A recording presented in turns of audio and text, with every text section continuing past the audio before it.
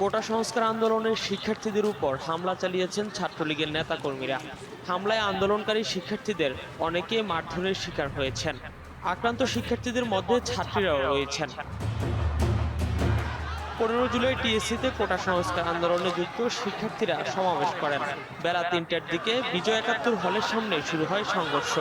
আন্দোলনকারীদের একটি দল বিজয় একাত্তর হলে প্রবেশ করতে গেলে তাদের বাধা দেওয়া হয়। এ নিয়ে ছাত্রলীগের নেতাকর্মীদের সঙ্গে তাদের সংঘর্ষ শুরু হয়। আন্দোলনকারী শিক্ষার্থী ও ছাত্রলীগের নেতাকর্মীরা দুই পাশে অবস্থান নিয়ে কিছুক্ষণ পাল্টাপাল্টি ধাওয়া ও ইটপাটকেল নিক্ষেপ চালিয়ে যান। অনেক শিক্ষার্থী ছাত্রলীগের নেতাকর্মীদের লাঠির আঘাতে আহত হয়েছেন।